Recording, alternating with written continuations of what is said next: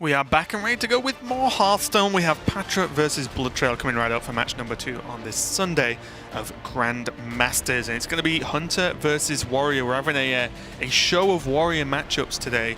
But what do you make of the Hunter one? Because even this one just continues to have mixed messages in terms of how good or bad the matchup is. It really does. And it's one that I actually haven't seen played all that much in Grandmasters so far.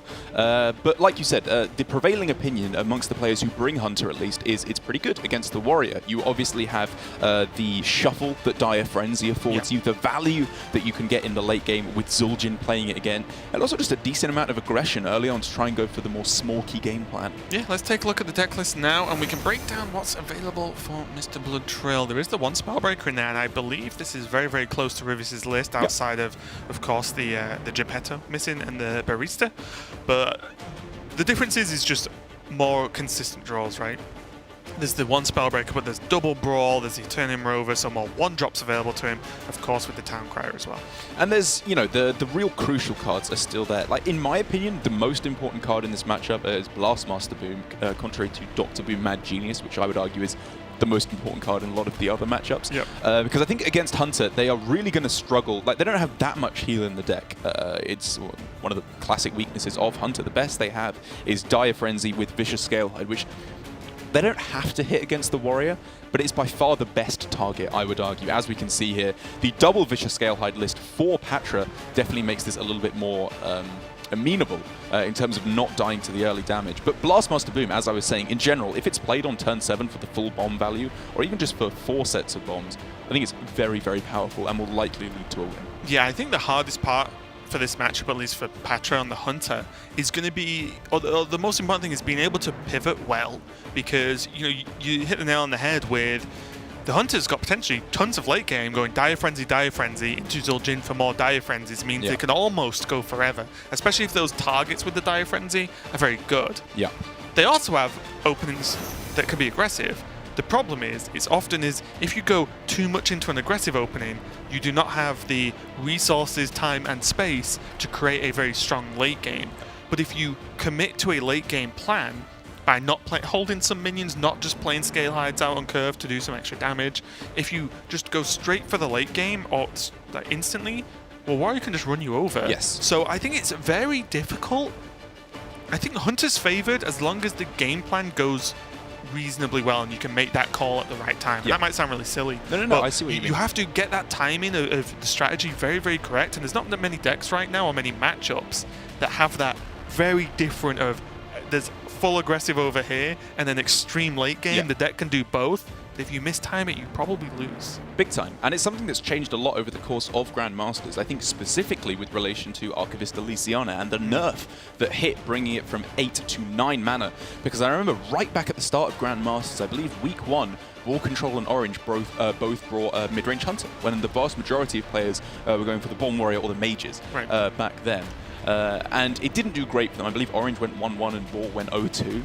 And the problem was that they were saying against the Warrior, you kind of have to go for the double Dire Frenzy into Zul'jin, 2 more Dire Frenzies, or they just run you out of stuff in the late game.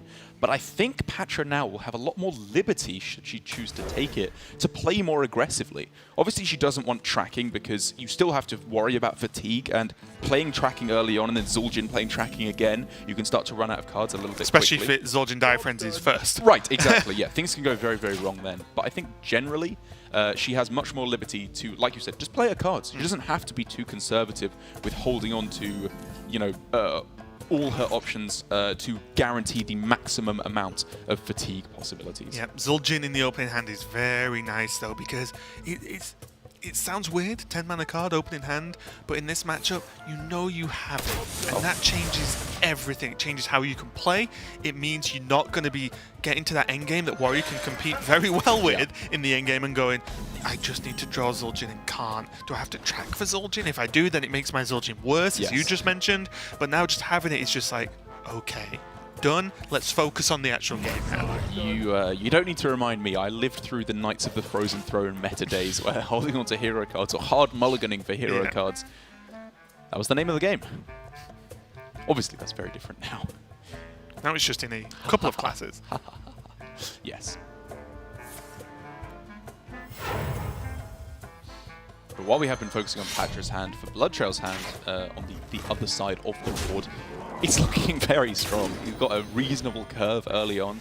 And again, speaking of the hero cards, Dr. Boom Mad Genius, while I said, in my opinion, it was not the most important of the two with respect to Dr. Boom Mad Genius or Blast Master Boom, it's still super, super good. Yes. And this is... it feels very, very close in terms of just what the hands are right now. And yes, you know, BloodTrail's got the rover and the weapon equipped. But it's really tough because Pathra's got great late game with just the Unleash the Beast with the Zul'jin.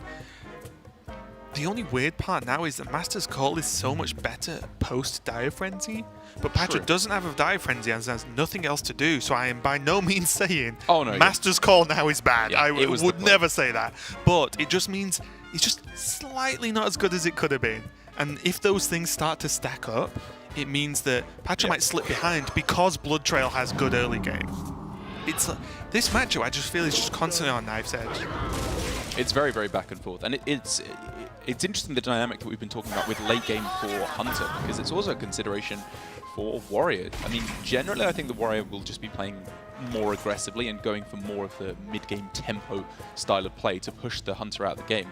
But you do need to be careful, because in the early game, Hunter is basically just a big pile of removal. Like, all the Spring Paws, mark shots, kill commands, even Unleash the Hounds, you just kill off everything that the Warrior can play early on.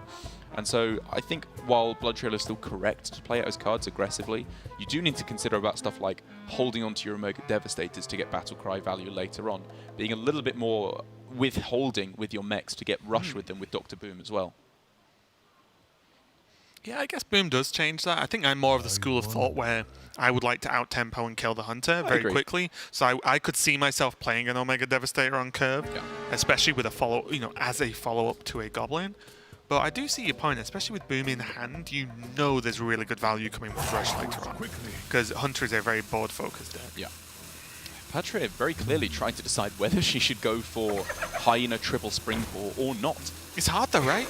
Because look at all these resources being used now. This is exactly what we were talking about. Because this is an early game aggressive push. Yeah. To a certain extent. And it could be cleaned up, and if it's cleaned up, yes, it's not exactly 3 minions used in a roundabout way, but it kind of is, as in the 1/1s. And I think just due to the weak spots of this play for Pathra, I think I would actually rather have seen her hold on. Maybe just go for a kill command on that turn, because this is a 5 health minion going into turn 5 against the Warrior, which means Dynamatic, and it means Militia Commander, and it means Shield Slam as well could have been a clear. Like, there were so many ways especially with that the gets weapon cleared. equipped. Exactly. There was just a plethora of ways that BloodTrail could have cleared it off there. And there was still the Shimmerfly to play as well, just to throw something down. Right, you're going to get a spell just afterwards. Kill Command Hero Power. Kill Command Hero Power was fine. Like, I can understand that she doesn't want to fall too far behind on tempo, but like the biggest punish for not developing there was Omega Devastator, which is then cleared up with the Unleash the Beast on the turn after. And I think that's it, right? Often in Hunter, if you have Unleash the Beast and you're not pushing lethal, you normally Unleash the Beast on turn 6 and 7. Oh, like yes. it's very, very, very, very, very, very common. And Unleash the Beast actually just beats most of the warrior minions. Right. So there was always a follow-up play that I guess could have bounced back from those plays. So you might be right there. Now there's a Dire Frenzy. And also a funny interaction that can happen, and I had this, the first time this happened to me, I sat there and was like, I don't know what I'm supposed to do. The Hunter went Dire Frenzy twice on the Scale Hides, and my bombs did nothing, and I just couldn't kill the Hunter. Yeah. I just couldn't kill it. The Scale Hides just healed too much, and I actually ran out of stuff, believe it or not. Which very possibly could happen. And I was like, wait, what? And I played the matchup a bit more, and whilst knowing that, I was like, oh, okay, you can just play differently and stop this happening sometimes. Yeah. But it's a very realistic threat that Hunter, in a weird way, can out-heal the Warrior's damage, which is just an odd phrase I never thought I would say. Which is why, I think it's worth considering for Pathra, because the other aspect of her play there isn't just that she lost the Scavenging Hyena, it's that she lost the 3 Spring Paws, or the Spring Paws and the 2 Lynxes, which are some of the most versatile cards ever printed in Hearthstone. Like, there's so many different ways you can play them in terms of removal or aggression. The cheapest cost, high value effect in Rush. Yeah. And with the Beast tag. And on second hand, with brawls like that, never mind, that was actually incredible for BloodTrail. He got rid of the minions. The big thing is, though, Unleash the Beast is such a weird card right now because it's just an investment for Zul'jin. Yeah. It really is just showing Zul'jin going to the gym a little bit, and when he is played, he's going to be even more buff because he just makes 5/5s. Ah, yes, the endeavor of every gym rat to summon wyverns. Yes. Yes. I mean, that would be pretty They're cool. also if you walk known up as to the arm gym. muscles. Check out my wyverns. Yeah, well, I'm unleashing the beasts. It's just 2 wyverns. That's true. Okay, you win this Yeah, round. mate. See, together we actually worked out that was way cooler than I thought it was going to be. Oh, a little more sensible. Yeah. Derek wants to go somewhere, No, but I will don't. not. I don't. And now there's the kind of weird late game turns and the Zul'jin timing because there's not been any animal companions played unless I blinked and missed something. So far the Zul'jin is. Oh no, there has right. There was a on turn 3, I think it was Leok. Oh, sorry. Yeah, I did blink and miss something. So there's now what 3 5/5s and an animal companion in the stack. Outside of the Dire Frenzy, it's pretty much as good as you can get. Like this Zul'jin, for an on-curve Zul'jin, this is way above usual. Like this is insanely powerful already. Right, and my point being is the decision now is when to play Zul'jin because you want to Dire Frenzy in the pool. That's just true. Yes. But the next question is, does Pathra feel the need to have 2 Dire Frenzies in the pool? Maybe. It's really tough. Or is there a need for Jaime Dire Frenzy? Oh, there's so many plays. Okay, I don't like that. I think Jaime... I've seen it happen and it made me happy, but on this turn I will agree I do not in fact like it. I think you can do it against control warriors, maybe, but I would even argue like modern day control warriors, it's still a bit too slow. Like and yeah, Vicious Scalehide into Dire Frenzy is definitely the target you want to go for. And maybe Unleash gets involved this turn as well, because not only is it decent versus the board, it's a turn that you can spend the mana into the Zul'jin. Because really, are we living in a world where you Unleash with Hyena and say a Rhino against Warrior? It's just probably not going to happen, is it? Yeah. Pathra only playing 1 Tundra Rhino as well, just so we know.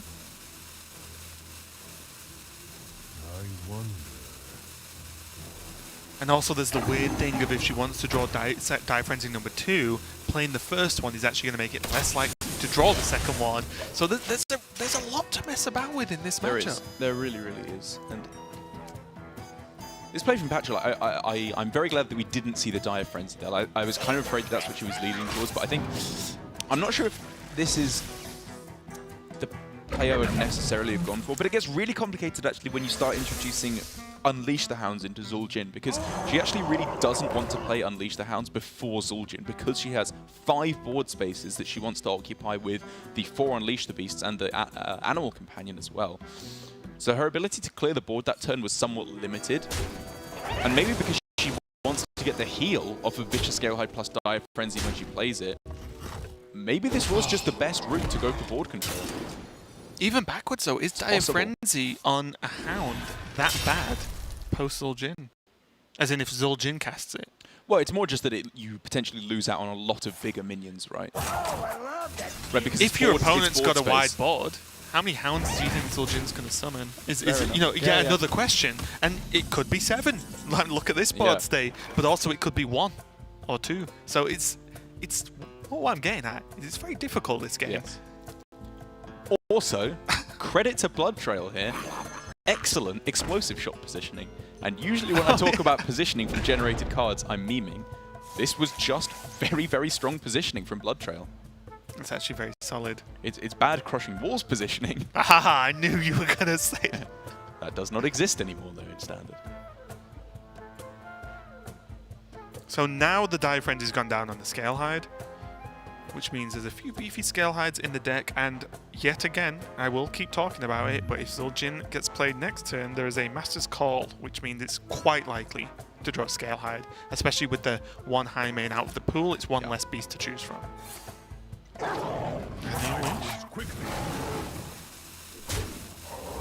Yes, I think this is good. I think your point of the Unleash the Hounds clears off most of the board anyway, so you may as well, it's not that bad to get it in the Zul'jin pool. is a good one. I think this is fine. I would maybe argue that this should have happened last turn, so that the Savannah high main was more likely to stick after the board has been cleared.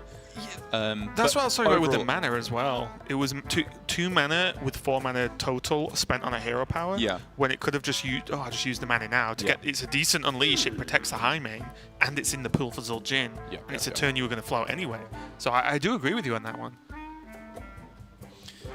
And while we have mainly been focusing on Patra's plays this game, I think it's because, you know, as we can see from BloodTrail here, sorry, his turns are pretty self-explanatory, right? Like, the best way to clear the board is kind of up for debate each turn, but generally, his game plan is play his minions every turn, press his hero power every turn.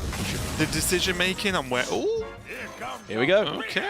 I like this. Really? What else was the mana being spent on? Rhino Dire Frenzy not terrible? Still do that, right? I mean, yeah, you know, I guess... No, I mean, before Zul'jin, yeah. You draw another Rhino next turn? I think in this instance, though, like, getting all those... Like, getting 2 more goes of Dire Frenzy minions into the deck isn't even that good, because you want to draw through to your other cards, not necessarily the beasts. What other cards do you want? You have double kill command and a ton of damage. I mean, Master's Call's kind of the only one. But Zul'jin casts it though, right? As well. So, what this does do though is it's the first opportunity where you're saying you need Brawl in this instance, or you're in a pretty bad position. And the earlier you do that, the less likely they are to have the second Brawl. And it does just mean that the next few turns of Pathra are going to be much more powerful. That's true. That's true. But I see your point. I see your point. That was definitely tempting to go with the Tundra. I mean, don't get me wrong. Patra's on what 17 cards now. Yes. And can still do a Dire Frenzy turn. I mean, she can do a lot of damage here. I guess she wants to set up for Rhino Frenzy first and then go for... Because, like, as soon as she gets Tundra Rhino up to 5 attack rather than 2, then, like, Scalehide, Timberwolf, another Scalehide, huge amounts of damage available. Now there was also a separate path, which could have been hold the Rhino and Dire Frenzy the Timberwolves. Oh, that's and then you start doing that big thing you can do as Hunter. And then that's a long shot with so many cards in the deck. But if you're in no rush, because Patra's not dead anytime soon, she has Scalehides in hand, like, that's also a ton of damage, right? So there are so many different options you can go for, which is why the matchup is very, very interesting to me. Because the issue Pathra has now is the sheer mana cost of her good stuff. The Scalehides are 2, the Rhinos are 5. That's a lot of mana for 2 minions. Maybe I did prefer the Timberwolf, actually. That's a good point. I do make them sometimes. No, well, yeah, I mean... Mainly always about Hunter.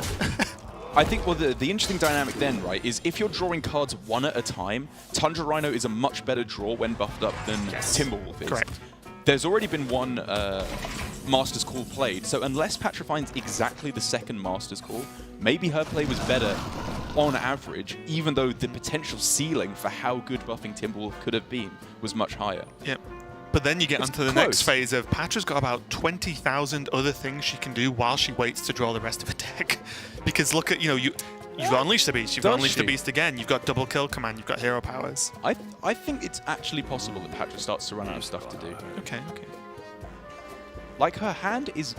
It's not that high value, considering it's post-Zul'jin, right? Like... So then, on top of that, was it better to keep the Rhino for a higher burst damage turn? Well, I think because she went for the Dire Frenzy on it, right, that kind of mitigates the fact that she could have gone for a higher burst damage turn, because it wasn't going to get much better than that, unless she Dire Frenzies it first anyway. Right. Oh, I don't know. BloodTrail plays stuff, and there's a Rhino, a Timberwolf, and a Hyena, with maybe something else on the board as well. Hunter does like to play minions. She can still do that, it's just she has to draw to it first, and her deck is very diluted, quote-unquote, with super buffed up minions. And, you know, at this point, from this point onwards, drawing an 8/8 Wyvern or a Rhino. Yeah, where are you on that, actually, while we're here? Wyvern or Wyvern? Wyvern. Okay. All the way. I naturally go to Wyvern. I will make the switch early if I need to. We won't have the other thing mentioned as a fiasco. But now brings great sham to your name. Be a good time for a master plan. Oh, a Shamty or Nam, sorry. I'm not ashamed. And so now does BloodTrail see an opening to just get as aggressive as possible? Because he's run out of stuff, he can't defend forever, because Pathra's got like a whole deck of cards and BloodTrail does not. I mean, I would argue that BloodTrail has been playing pretty aggressively all the way through so far. Like, he hasn't been holding any of his minions. I guess the next couple of turns we're going to see what's going to happen, right? Because I think there'll be a point where BloodTrail can make a decent choice to not trade and go face. I mean, I guess this is a good point to take stock of the game, right? Yes. And which, okay, who would you put in the lead at the moment? Oh, I think it's close. I think I'd have to say Pathra. Me too. Because I'm looking at double kill commands in hand and a hero power that's going to start chipping away soon too. I'm looking purely at the amount of cards left in deck on either side, which is a very, very valid concern, I think. Because even though BloodTrail has all the bombs, Pathra has the heal. The fact that she got the Vicious Scalehide Dire Frenzy is absolutely massive. I think, though, both players can end the game before cards become a thing. Or card count becomes a thing. I think BloodTrail will struggle to. Oh, you think he might be dead before then? Well, I think Pathra can kill BloodTrail before that happens. Yes. I think BloodTrail can actually win. I think BloodTrail will struggle to win in the next 9 turns. Really? That's a lot of big mechs that you can make. Maybe, yeah. And maybe. yeah, Patra's got a deadly shot, but that's about it right now. And if Patra starts kill commanding BloodTrail inefficiently, it depends on then Patra's it could get draws. it could get a bit spicy. Like if she finds the second Master's Call here, she's, I think, in a very good position. That's a less than perfect draw, though. I think it's fair to say. Could have been a 4-4 tempo. It's the worst thing you've ever said. I only said it to wind you up. And it worked splendidly, let me assure you. I will say the benefit for BloodTrail's deck is that it's very lean in that he knows what he's probably going to draw. And that sounds quite silly, but you understand what I mean at least. It's lean in the way that my bank account is lean. Yes, you know, you can't draw. Yeah, I know exactly what I'm going to get, which is an angry letter from the bank. Or a happy letter from the bank, as they say, you are now being charged for using your overdraft. Yeah, getting a bit real. This Brilliant Nullifier is almost certainly going to be met by a deadly shot. It's probably not going to get much better than this for Pathra. Mainly because there are mark shots, you know, as targetable removal later. Yeah. But there's still a Snip Snap, there's still Ziliax, there's still Rush on almost all of BloodTrail's minions he even has left. This is what I mean, though. Hunter can just function as a huge pile of removal. Like, Control Hunter has been a meme for a long time. This is kind of as close as we've ever gotten, I think. Like, you know, there's a huge amount of removal. There's actually healing in the form of Dire Frenzy, Vicious Scalehide. And that's just what Patra's going to do here for a long while. That's a good draw, though. Yes, yeah, that is. And, you know, again, even though I did put Pathra in the lead, in my estimation, maybe it's closer than I thought. Like, because if she draws all the bombs before she draws any of the burst healing, it could get scary. However, that's a pretty strong counter push for Pathra now.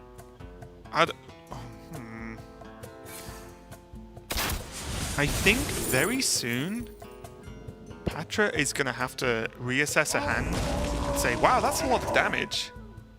I need to kill my opponent soon. Yeah. Because without a Scalehide, she could lose, right? Yes. Like, you know, I'm being serious, right? Because and I think now that's what she will there's do. like, next turn, Rhino, Hyena, Hero Power, maybe with a Timberwolf. Go all face. The turn after, double kill command Hero Power. That might just be enough to win the game. Yes. But I think it's important that Pathra doesn't stall and try and think, oh, I need this, I need to wait for this, I need to wait for this. And, well, I think that stalling here and playing more conservatively with her cards was a very real way to play this game, because obviously if she proactively develops minions, it means that cards from BloodTrail like Shield Slam become useful, cards like Warpath become useful, whereas other ways they would not be useful. But I think with the pickup of second Unleash the Beast, and now Master's Call as well, yes, she should be playing very aggressively. This is a throw everything onto the board kind of hand. Oh, actually, that's not necessarily true, because you might want to set up for some kind of an OTK where possible with Rhinos. But I think with the non-essential combo minions, this is an aggressive hand. Yeah. I don't think she can set up OTK because the Rhino's the one that's buffed, right? maybe not OTK, sorry, but a huge burst Oh, okay, damage. sure. Just because a lot of the time it involves preemptively playing a Rhino. She didn't have any cheap minions left. Yes, yeah. I like true. this. Hero power to the face, look at all that damage, and then suddenly 2 kill commands nearly add up to lethal. Yeah. BloodTrail has to deal with this, and Pathra's got way more where that came from. And I think at this point in the game, the Master's Call will almost certainly draw a Scalehide and a Rhino. That is a huge draw, however, for BloodTrail in the form of Blastmaster Boom. Pathra's relatively low on health. BloodTrail here with, I mean, even just Blastmaster Boom trade in all the mechs, he's getting pretty close to lethal. There's also the hero power to help out with the damage.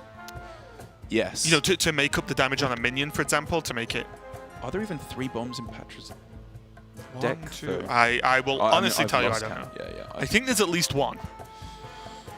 Yes. I mean, he went for the Elec into... 2, 1 got drawn. Yeah. So there's at least 1 in there, Yeah. at the very, very least.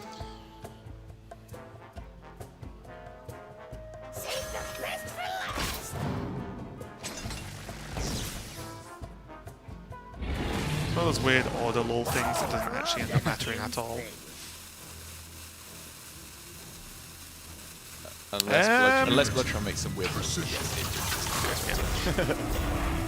Because either way, like, the hero power would have killed it. As long as he didn't kill the Timberwolf as well and then tried to hero power, of course. Well, there's a Scalehide. Now this is getting a little bit funky, though. Yeah, so what are we looking on this time? I mean, kill command hero power is the obvious way to kill off the... I think you just draw. Just Master's Call. Yeah. You want the Rhino, right? Now it's very likely Rhino, Scalehide, which is very I agree. good. I mean, yeah, I would have liked to have seen the draw first here. I don't think she's spending her mana on anything else this turn. But, you know, at the same time, kill command hero power was pretty much always happening. I don't think there's any draws that could have changed that. Unless, of course, Patra's wondering about, like, not wanting to thin her deck.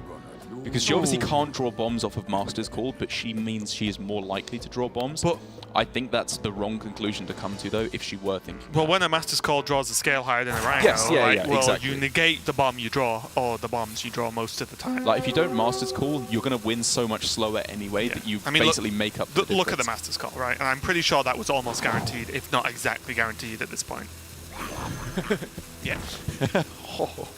Pathra and the boys coming out to play here with the Wyvern. I'm actually a little bit surprised that Scalehide was played.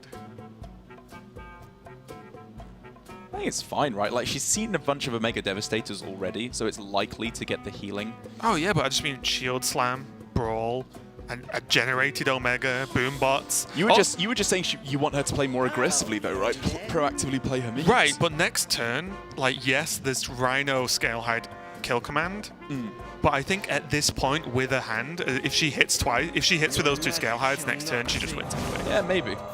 I don't know. Maybe I think maybe that was just the one risk I didn't think that was needed to be taken. That's fair. But don't get me wrong, the turn, because next turn there's a fill out of mana with the Rhino Scalehide kill command. Yes. I completely understand why it came down, but I think you always want that double Scalehide to heal for 10. That's like fair. that almost puts you to 4. In case anyone can't do 10 at 17. So now Rhino, Scalehide, Hero Power onto the Spellbreaker seems It's definitely absolutely what I'm fine. looking at. Yeah.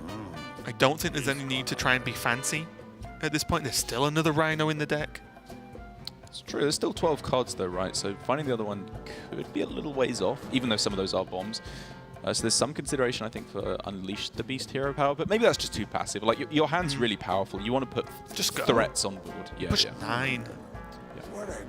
That Scalehide is buffed, isn't it? It's not like the second one that is a 1-3. No, she's already... It's definitely buffed, isn't it? I'm pretty sure she's already drawn. Yes, it is. Okay, cool. We just saw it. This is the... Yeah, this is one of the interesting points of the Rhino specifically getting Dire Frenzied. It's very, very powerful, but it's also very expensive. So it limits the rest of your turns you can make in the late game. This is still fine. It's a good heal. And BloodTrail is heading to fatigue, as Mr. Dr. Boom already informed us. I mean, yeah, this is what I was saying, right? Like, he's just struggling to kill Pathra, like the healing that Pathra has. And so maybe that's true, your point that she should have just held on to the extra scale hide because guaranteed the 10. So close to... Oh, sorry, the 8. Apologies. Yeah, BloodTrail's so close to just hitting fatigue. These boom bots, I mean, if that scale hide dies to bots in any way, which it does not, which is a pretty big deal actually. If that scale hide died, Patra's in a certain level of trouble. Big trouble. Not anymore though. Probably. Well, I did like the non-attack from BloodTrail. Yes, yeah. You don't want to put potentially two bombs into it, heal for 8, and then all your work's gone. He wants to try and shield slam. Because maximum now, this scale hide, it will only heal for 4 once. So damage available on this turn is, I believe, 17, with the Wyvern bringing it up to 12, and then Rhino for 5 up to 17, which has got to be tempting, but obviously Pathra needs to deal with the more immediate problem of just not dying. Or 16 if he wants to... I think what's better, right, is just Rhino and then kill command the 7/7 and hero power it down. That's what I'm looking at. Or I guess Wyvern instead. Like you could. Yeah. Just gives a really nice trade for the boom bot though, doesn't it? Well, I mean, it would be you could Wyvern trade into the boom bot, right? So. Sure. Yeah.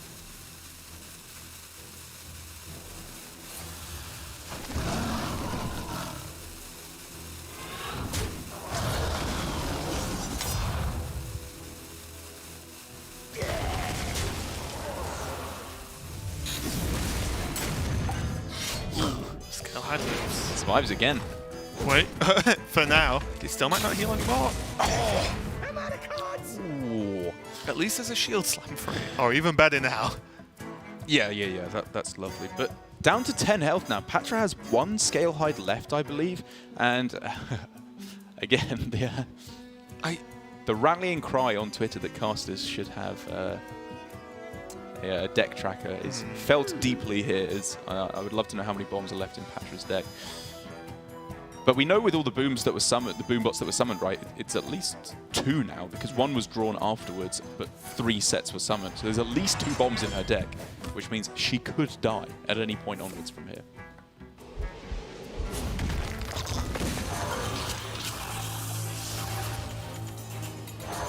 I guess BloodTrail wants to get damage value out of the shield slam before he starts taking damage from fatigue, and that actually makes sense. And also as well, the other things help out a lot more right there.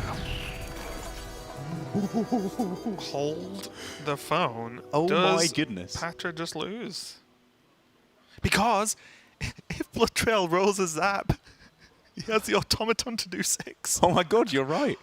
Even to the extent of 2 with the blast thing as well, the deal 1, which will deal 2. So, I think Pathra is just dead. Doesn't have lethal. Doesn't have a board clear. This is... Yeah. Wow. Oh, I don't know. I'm going to start chirping on because I said things earlier in the game about playing aggressively when you've got big minions and you can just push face and ignore. So what if BloodTrail has a mech on board? You have like 3-4 big minions whilst threatening lethal. And now, especially, you know, like when you look, the kill command was used to kill the boom. Which again, I'm not saying is incorrect at the time, but it's just minus so much damage. Patra's going for it, and I think she has to now. And this is just any kind of damage or mech attachment from this hero power. I guess I didn't realize actually she's not actually dead. with only the 4 damage in play, I was kind of just assuming that lethal would be had. Brilliant. Now she's dead. And BloodTrail takes the win somehow. I had a feeling it could happen. Right, and I think you actually brought up a lot of really good points in that cast, which was the... Thank you. You're welcome. As it was the big ones for me were the playing of the first scale hide when it didn't get any healing immediately. Right. And I think at the time I thought, you know, yes, you should be playing proactively. But given that BloodTrail was so close to running out of cards, Pathra could very easily have transitioned over to the pure control game plan, right? As long as she doesn't die, she will win. But then I think one that I think was maybe even something I would have done even more differently, or I disagreed with even more, was the not buffing the Timberwolf. because it's kind of results oriented, because if she went for the Rhino buff, she did, however, draw the Master's Call relatively quickly. Yes. And if she hadn't drawn that, the Rhino would have been by far the better buff, because her average draw was a lot more powerful. But because she found that, we can see she had so much mana that she couldn't spend over the last few turns, because it was such a high-cost average beast with the Wyvern and the Tundra Rhino that maybe if we had seen the buffing of the Timberwolf instead, she could have gone for some kind of a one-turn kill. Yeah, just bigger burst potential in the air, because the 2 kill commands are in hand for most of the game, which means you can always set up tons of damage and then just kill command with hero power from hand. And even with no beast, which is unlikely to have access to a cheap beast to help with the kill command, it's still 8 damage from hand that your opponent can't really do much about. Or you can do it the other way, of course, and start with kill commands and then just say, they're not expecting this 15 from hand, boom. And it's always the problem when you do put Dire Frenzy on a big minion such as a Rhino. It is a great single value target. It's a lot of beef for what you're putting into it, but it is expensive, and when you are then making more copies of Unleash the Beast and the Wyverns, whatever, then suddenly you're missing hero powers every turn because you're spending so much mana on just a couple of things. And even the Scale Hide, it might sound silly, but the Dire Frenzy on the Scale Hide is obviously fantastic, but it's 2 mana, and then you start to, again, miss hero powers each turn when you don't have a very cheap beast to keep chucking out with the Dire Frenzy. So very, very close game, and I think it at least puts paid to what we were talking about of there are many different ways you can play as the Hunter in this matchup, and there are many right plays and many wrong plays, but it's very difficult to work them out mid-game. So that's just game number 1 as BloodTrail takes it with the Warrior, and then we're going to see what the guys are going to change to in game number 2. Don't go anywhere, we'll be right back.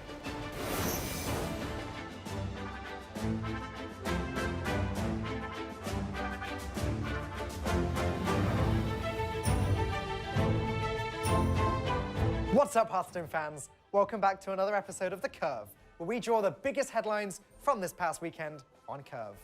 I'm your host, Falcone. Let's do this. Before we get to recapping this past weekend, we have to give a big shout out to Dog, who won the inaugural Masters Tour in Las Vegas. He climbed his way through 12 grueling Swiss rounds and then made it out of his group to face off against the 2017 World Champion, Tom 60229. After a quick 2-0, Dog met Gallon in the finals, and then after 4 games, Dog walked away with the victory to become the first ever Masters Tour champion. In the Asia-Pacific region, Alutemu sits comfortably on top of the A division with an 8-2 record. While he hasn't yet clinched a spot in the playoffs, he is very close. If he can manage to snag 2 more wins next week, he will have a guaranteed spot, as most of his division peers are medaling in the 5-5 range. Division B, on the other hand, is a little less clean cut, so be sure to catch all of the games in the next 2 weeks to see who makes it out. It took until week 5, but Hearthstone Grandmasters no longer has an undefeated player. Finamino entered the weekend a perfect 8-0 with matchups against Silvername and Calento to extend his streak, but it wasn't in the cards. After sneaking by Silvername, Fino fell to Calento 2-0. He now sits as the Grandmaster's best at 9-1. It seems like Team Liquid has everything going for them in the Americas region.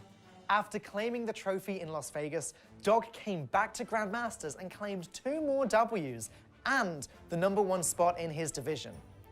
Teammate Frozen also won his 2 games this weekend and now has a tied record with division leader Eddie. In this week's meta moment, we're going to highlight the Holy Wrath Paladin. Despite seeing a myriad of rogues this weekend, 3 brave souls, Viper, Eddie, and Raze, brought the Paladin. The archetype went a respectable 4-2, both losses to warriors. The wins were all 2-0s over a hunter, a rogue, and a pair of mages. While the deck had clear difficulties against the warrior because of the armor gain, the matchup against the rest of the field was surprisingly consistent. It's hard to say if we'll see an overwhelming amount of paladins in the coming weeks, but it should be noted that this archetype had a lot of good tools to beat the most popular decks this week. The abundance of healing and immunity gave the class time to withstand the aggressive rogue decks, while the numerous AoE clears were easily able to eradicate both big and small minion boards. If you missed any of the Grandmasters action, you can check out the VODs at our YouTube page, youtube.com/Hearthstone Esports. Grandmasters resumes this weekend. Don't forget to follow us on Twitter, Facebook, and YouTube. That's it for us. We'll see you in the tavern.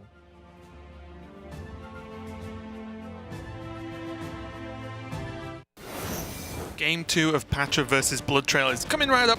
And Pathra has moved over to her secondary deck, Derek. So it's -2 Hyenas. We can take a look at it right now. -2 Hyenas, minus Unleash the Hounds, plus a Hatchet, and then 9 lives and a Savannah Highmane. What do you make of this? I mean, it's pretty clearly the anti-warrior tech. How she goes about that is kind of interesting. I think it seems like a long time ago, but obviously right at the start of the game, she made the gambit on turn 5 of the Hyena plus triple Springpaw play in order to try and get up to a reasonably sized mid-game aggressive push.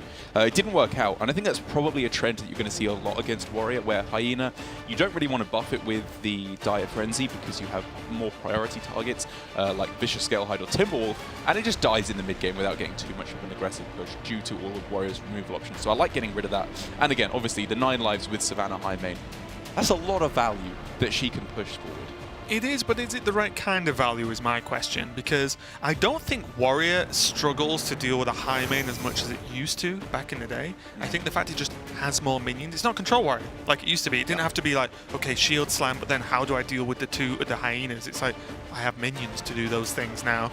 So I don't know if Highmanes is the right way to go, and I feel like this might be very similar to the other styles of secondary and tertiary deck we've seen, where players have gone one way with what you would think would work, but it might not actually be correct. Like, it looks good on paper, but it doesn't get the job done. Like the Rogue versus Mage, everyone putting Walk the Planks. And it's like, yes, it's a decent card to kill a Giant, or you could just play more early game minions and kill the Mage instead of the Giant. I disagree with you. Okay. I think that the Highmane is very well positioned against the Warrior. I agree it's not anywhere near as good as it used to be. Right. But it's, you know, Hearthstone's changed a lot since the good old days, I suppose. You know what I think it is? I think it's the mana cost for the outcome is like 6 mana means you don't often do too much else as Hunter when you're playing a Highmane. And I think like right now, the other things that can be done for that kind of mana, or at least how 6 mana impacts a 10 mana turn versus some of the other things that can be done might be a little bit underpowered now. I'm not saying Highmane's an underpowered card, but I just think right now the mana cost doesn't quite fit in the mana puzzle you have to do on turns 10.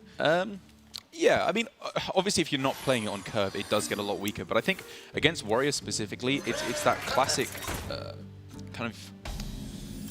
It's well suited, I think, specifically on the mana cost being a 6 mana card because of Dr. Boom and Blastmaster Boom. You want to put your powerful plays on turn 6 going into their turn 7, and I think that Savannah Highmane, speaking of big cats, does a very good job of that. Or potentially someone just below camera wearing a hat. The less likely explanation, I would say, but possible. I'm just saying it could happen. Maybe it's some kind of hand puppet. Also probably less possible, but less likely. Maybe it's a chimney cleaner waving his brush around as BloodTrail is getting his chimney cleaned. Maybe it's a Buckingham Palace guard making a trip to Taiwan. Who knows? And we're not going to continue going down this road because it could get weird very quickly. Get back to your points about the game, Derek. Stop distracting us. There's cards being played, whatever. Good job. But yeah, this is... It's a tough one when Warrior does this versus any class right now, right? When they just gain board and you've not been able to do much. And this is one of the spots where, not quite yet, of course, but if this continues, then the Highmane's going to be a little bit rough if it's even drawn. It's a lot of ifs. But what does Pathra do now to actually fight back versus this board? Because unless it's Misha or I guess Huffer, this is still going to be tough. Yeah, there's not a whole lot that she has right now, which I don't think is that bad. It's not like the Rogue matchup where if you lose board early on, you lose. Exactly, you're in a miserable position against the Warrior because, you know, even if she doesn't have the removal pieces now, she'll very likely draw them. And as for the options for BloodTrail, with him already hovering over the Militia Commander, we can see his intent on this coming turn. But this just powers up the Unleash the Hounds of Pathra. Like, she will be able to fight back against this early aggression. Hey, what do you think about him? Is it a clean-cut thing, the Militia Commander? Or was there a consideration for Wrench Caliber trade? I think if you go for Wrench Caliber trade, you're leaving yourself too vulnerable to just Marked Shot. Or what else could there be on turn 4? I mean, basically just Mark Shot, right? Or one-drop kill command. Like, it's much, much more likely that your board gets dealt with. And I think the extra bomb that you gain in trade-off for that is not quite worth it. Okay. Good follow-up as well, and we're going to keep talking about this, but Snip Snap's just good, because I feel like every turn it's in your hand outside of turns 2 and 1, the card just always feels like, oh, well, worst case, I've got a decent turn in Snip Snaps. And that maybe not for next turn exactly, but it's just a solid minion to just play out even on its own sometimes. Yeah, it is insane. I feel like it fills a gap in almost every deck. I think Hunter would play it if it didn't mess with the Master's Call. Oh yeah, that's true. I kind of had a thought in that side. You don't play the Snip Snaps.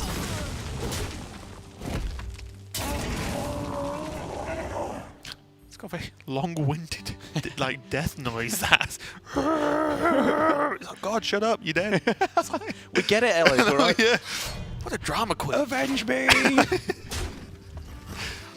Shuffle what I could not. It's just a flesh wound as it's rolling around on the floor with no legs. It's like Mustafa and Austin Powers just keeps coming back.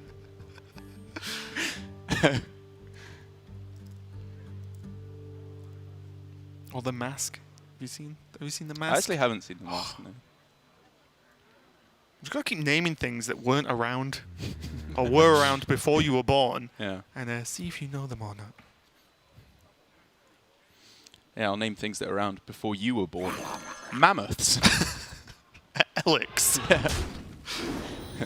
The Stone Age, just about. Just. Yeah. The joke I was trying to make was that you're old, but I realized those are also things that existed before I was born.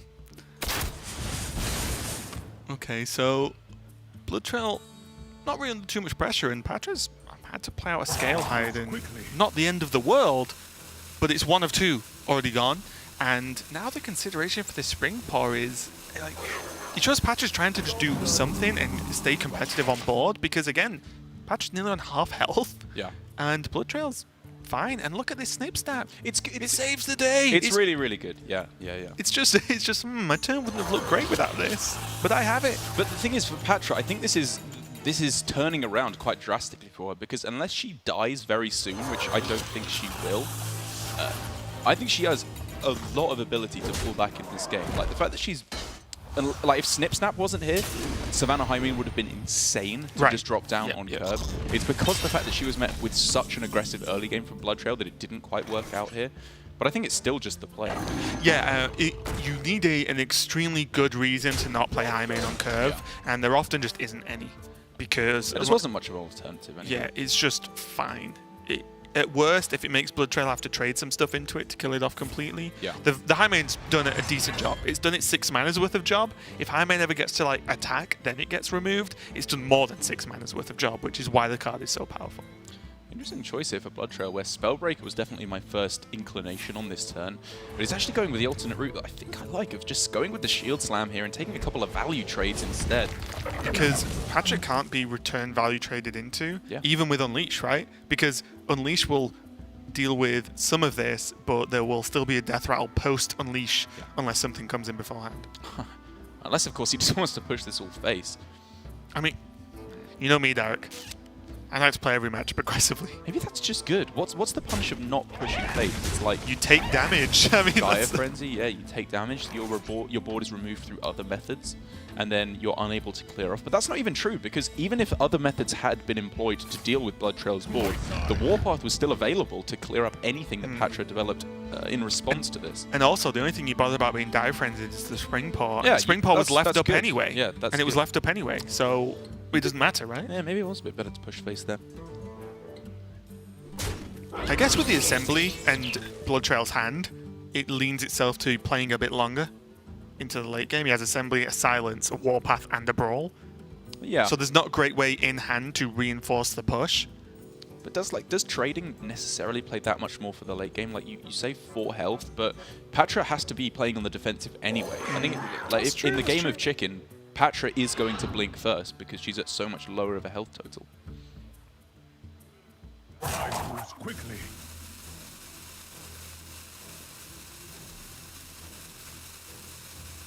I wish they made a chicken card that was good. Imagine just winning games of Hearthstone with a chicken. Yeah, I'm trying to think if there are any good.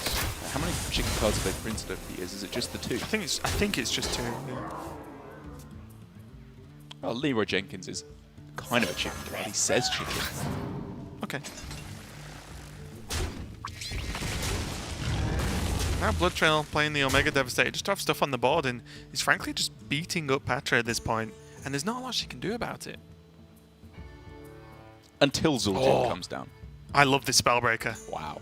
Your magic. Oh yeah, you've killed one high main. The second high main won't matter when your opponent's dead. That is a good pickup. No Dire Frenzy played yet, however, so maybe from Pathra we first of all see... Marked Shotteroonie. Yeah, or tracking even, just to try and find it on this turn with Vicious Scalehide. Because Scalehide, like, Pathra really, really, really doesn't want to play Scalehide before she finds Dire Frenzy. Because she's already played the first one. Like, I think if she doesn't have access to Scalehide Dire Frenzy, she kind of just can't win this game. Unless she gets a very, very quick counter-lethal.